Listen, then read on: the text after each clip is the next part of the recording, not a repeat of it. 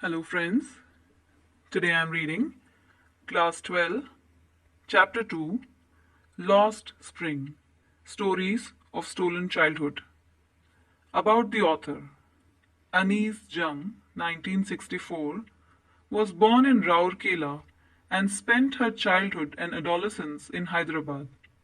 She received her education in Hyderabad and in the United States of America. Her parents were both writers.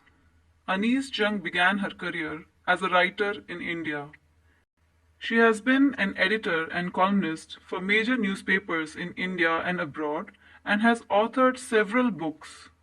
The following is an excerpt from her book titled Lost Spring Stories of Stolen Childhood.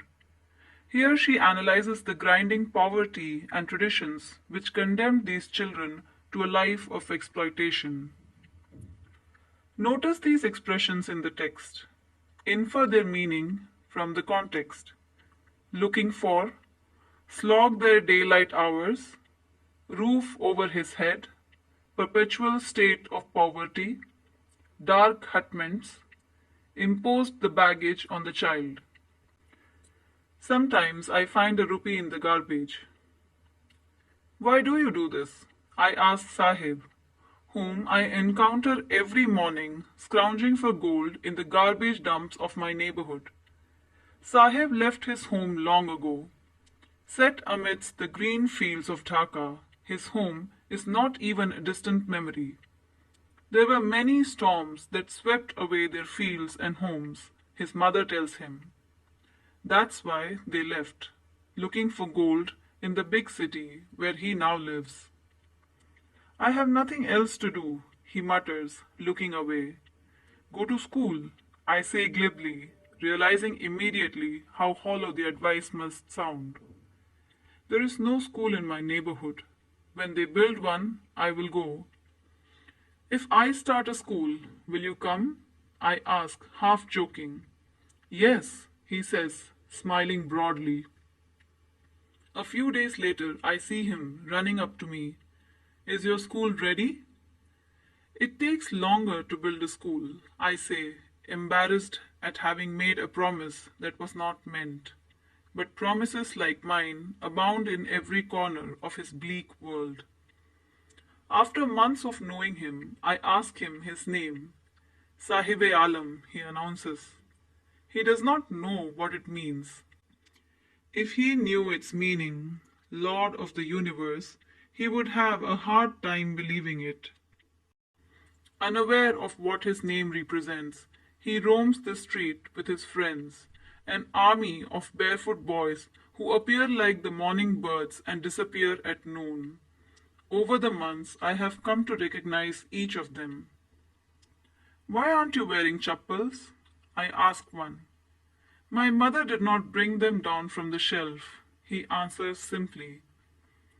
Even if she did, he will throw them off, adds another, who is wearing shoes that do not match. When I comment on it, he shuffles his feet and says nothing. I want shoes, says a third boy who has never owned a pair all his life. Traveling across the country, I have seen children walking barefoot in cities on village roads. It is not lack of money, but a tradition to stay barefoot is one explanation. I wonder if this is only an excuse to explain away a perpetual state of poverty. I remember a story a man from Udupi once told me. As a young boy, he would go to school past an old temple where his father was a priest. He would stop briefly at the temple and pray for a pair of shoes. 30 years later, I visited his town and the temple, which was now drowned in an air of desolation. In the backyard, where lived the new priest, there were red and white plastic chairs. A young boy dressed in a grey uniform, wearing socks and shoes, arrived panting and threw his school bag on a folding bed. Looking at the boy, I remembered the prayer another boy had made to the goddess when he had finally got a pair of shoes. Let me never lose them. The goddess had granted his prayer. Young boys like the son of the priest now wore shoes.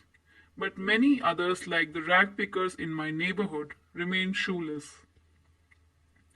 My acquaintance with the barefoot rag pickers leads me to Simapuri, a place on the periphery of Delhi, yet miles away from it, metaphorically. Those who live here are squatters who came from Bangladesh back in 1971. Sahib's family is among them. Simapuri was then a wilderness. It still is, but it is no longer empty. In structures of mud with roofs of tin and tarpaulin, devoid of sewage, drainage, or running water, live 10,000 rag pickers. They have lived here for more than 30 years without an identity, without permits, but with ration cards that get their names on voters' lists and enable them to buy grain. Food is more important for survival than an identity. If at the end of the day we can feed our families and go to bed without an aching stomach, we would rather live here than in the fields that gave us no grain, say a group of women in tattered saris, when I asked them why they left their beautiful land of green fields and rivers. Wherever they find food, they pitch their tents that become transit homes. Children grow up in them, becoming partners in survival. And survival in Simapuri means rag picking. Through the years, it has acquired the proportions of a fine art. Garbage to them is gold. It is their daily bread, a roof over their heads, even if it is a leaking roof, but for a child it is even more. I sometimes find a rupee, even a 10 rupee note, Sahib says, his eyes lightening up. When you can find a silver coin in a heap of garbage, you don't stop scrounging, for there is hope of finding more. It seems that for children, garbage has a meaning different from what it means to their parents. For the children, it is wrapped in wonder. For the elders, it is a means of survival. One winter morning, I see Sahib standing by the fenced gate of the neighborhood club, watching two young men dressed in white playing tennis. I like the game, he hums, content to watch it standing behind the fence. I go inside when no one is around, he admits. The gatekeeper lets me use the swing. Sahib too is wearing tennis shoes that look strange over his discolored shirt and shorts. Someone gave them to me, he says in the manner of an explanation. The fact that they are discarded shoes of some rich boy who perhaps refused to wear them because of a hole in one of them does not bother him. For one who has walked barefoot, even shoes with a hole is a dream come true. But the game he is watching so intently is out of his reach. This morning, Sahib is on his way to the milk booth. In his hand is a steel canister. I now work in a tea stall down the road, he says, pointing in the distance. I am paid 800 rupees and all my meals. Does he like the job? I ask. His face, I see, has lost the carefree look. The steel canister seems heavier than the plastic bag he would carry so lightly over his shoulder. The bag was his. The canister belongs to the man who owns the tea shop. Sahib is no longer his own master. I want to drive a car. Mukesh insists on being his own master. I will be a motor mechanic, he announces. Do you know anything about cars? I ask. I will learn to drive a car, he answers, looking straight into my eyes. His dream looms like a mirage amidst the dust of streets that fills his town Firozabad, famous for its bangles. Every other family in Firozabad is engaged in making bangles. It is the center of India's glass-blowing industry, where families have spent generations working around furnaces, welding glass, making bangles for all the women in the land, it seems. Mukesh's family is among them. None of them know that it is illegal for children like him to work in the glass furnaces with high temperatures, in dingy cells without air and light, that the law, if enforced, could get him and all those 20,000 children out of the hot furnaces where they slog their daylight hours, often losing the brightness of their eyes. Mukesh's eyes beam as he volunteers to take me home, which he proudly says is being rebuilt. We walk down the stinking lanes, choked with garbage, past homes that remain hovels with crumbling walls, wobbly doors, no windows, crowded with families of humans and animals coexisting in a primeval state. He stops at the door of one such house, bangs a wobbly iron door with his foot, and pushes it open. We enter a half-built shack. In one part of it, thatched with dead grass, is a firewood stove over which sits a large vessel of sizzling spinach leaves. On the ground, in large aluminium platters, are more chopped vegetables. A frail young woman is cooking the evening meal for the whole family. Through eyes filled with smoke, she smiles.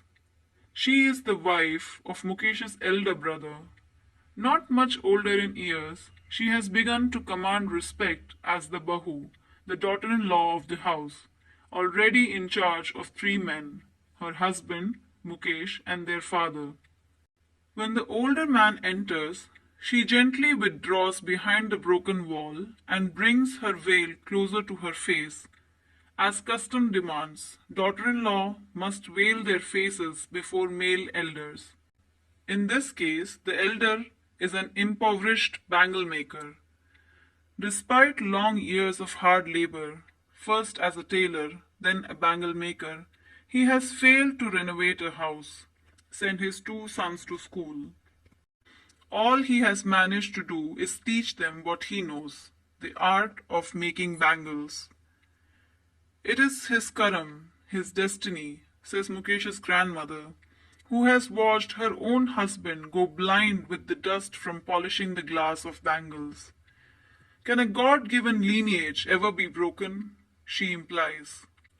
Born in the caste of bangle makers, they have seen nothing but bangles in the house, in the yard, in every other house, every other yard, every street in Firozabad. Spirals of bangles, sunny gold, paddy green, royal blue, pink, purple, every color born out of the 7 colors of the rainbow, lie in mounds in unkept yards, are piled on 4-wheeled handcarts, pushed by young men along the narrow lanes of the shanty town, and in dark hutments, next to lines of flames of flickering oil lamps, sit boys and girls with their fathers and mothers welding pieces of colored glass into circles of bangles. Their eyes are more adjusted to the dark than to the light outside. That is why they often end up losing their eyesight before they become adults. Savita, a young girl in a drab pink dress, sits alongside an elderly woman, soldering pieces of glass.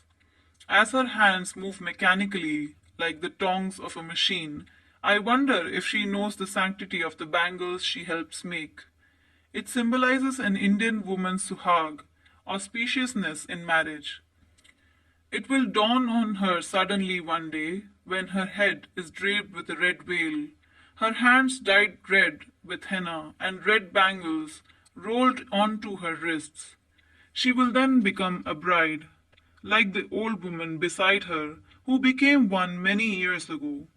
She still has bangles on her wrist, but no light in her eyes. "Ek waqt ser bar khana bhi nahi khaya," she says, in a voice drained of joy. She has not enjoyed even one full meal in her entire lifetime. That's what she has reaped. Her husband, an old man with a flowing beard, says, "I know nothing except bangles. All I have done is make a house for the family to live in." Hearing him, one wonders if he has achieved what many have failed in their lifetime. He has a roof over his head. The cry of not having money to do anything except carry on the business of making bangles, not even enough to eat, rings in every home. The young men echo the lament of their elders. Little has moved with time, it seems, in Firozabad. Years of mind-numbing toil have killed all initiative and the ability to dream. Why not organize yourself into a cooperative? I ask a group of young men who have fallen into the vicious circle of middlemen who trapped their fathers and forefathers. Even if we get organized, we are the ones who will be hauled up by the police, beaten and dragged to jail for doing something illegal, they say. There is no leader among them, no one who could help them see things differently. Their fathers are as tired as they are. They talk endlessly in a spiral that moves from poverty to apathy to greed and to injustice. Listening to them, I see two distinct worlds. One of the family, caught in a web of poverty, burdened by the stigma of caste in which they are born. The other, a vicious circle of the sahukars, the middlemen, the policemen, the keepers of law, the bureaucrats and the politicians. Together they have imposed the baggage on the child that he cannot put down. Before he is aware, he accepts it as naturally as his father. To do anything else would mean to dare. And daring is not part of his growing up. When I sense a flash of it in Mukesh, I am cheered. I want to be a motor mechanic, he repeats. He will go to a garage and learn. But the garage is a long way from his home. I will walk, he insists. Do you also dream of flying a plane? He is suddenly silent. No, he says, staring at the ground. In his small murmur, there is an embarrassment that has not yet turned into regret. He is content to dream of cars that he sees hurtling down the streets of his town. Few airplanes fly over Firozabad. So friends, if you found this useful, please like, share and subscribe to the channel and also hit the notification button so that you never miss any more videos from this channel. And thanks for listening.